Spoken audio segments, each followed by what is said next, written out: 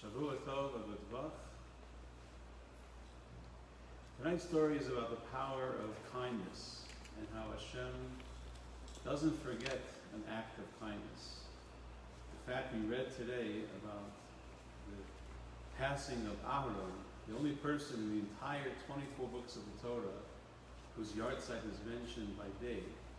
And we're told that 80,000 children existed because of Aaron's efforts to make peace among families. And that's why he was mourned by the entire Jewish people.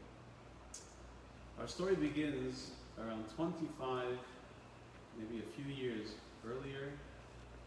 It was Erev Sukkot, the night before Sukkot, and the rabbi of Kfar Chabad, Rabbi Ashkenazi, gets a knock on the door. He and his wife are both busy getting ready for the holiday, but there comes in a local woman from Kfar Chabad, together with a very, very distraught young lady. Her Chabad friend brought her to the rabbi to talk. The issue was that she was having a very difficult pregnancy, and she was under tremendous pressure to have an abortion. And when her Chabad friend heard such a plan, she said, "You must come and talk to the rabbi." So the rabbi and his wife spent hours talking to this young lady, and they finally convinced her that there's no rush to go through the abortion, and she should try everything not to have one. And then that was the end of it. Around 18 years go by from that night, and there's a knock on the door. And there's a young teenage girl, very put together, looks quite like an amazing young lady. She knocks on the door, "May I come in?"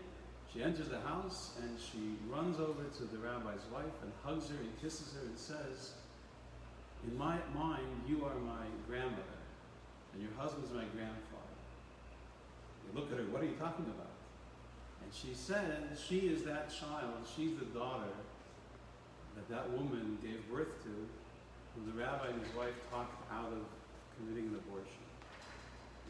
The story doesn't end there, because just this year, on Pesach, the rabbi's son, one of his sons, lives in Montreal, couldn't go to his normal shul because of the corona, so he went to a nearby synagogue close to his home. It was a Sephardic synagogue where he normally wouldn't attend, but he would go to his shul. Anyways, he goes into the shul, small minyan, sits down next to somebody, and the guy turns and says, "Oh, what's your name?" He says, "My name is Ashkenazi." He says, "Where are you from?" He says, "I'm from Kfar Chabad." The other guy turns white and has to sit down. He says, "You're the son of the rabbi of Kfar Chabad?" He says, "Yes, that was my father. He had passed away just now." The guy says, "My wife exists because of your parents." He had married that young lady. And he said, "We just had a baby boy a few days ago. And we very much want to give the name after your father." So thanks to the corona, the bris had three men. The father of the child, the moihel, and the rabbi, Rabbi Ashkenazi's son, who held the baby while the baby was given a name after his father. An act of kindness never disappears and never goes unrewarded. I guess you can figure out the rest. Have a great week.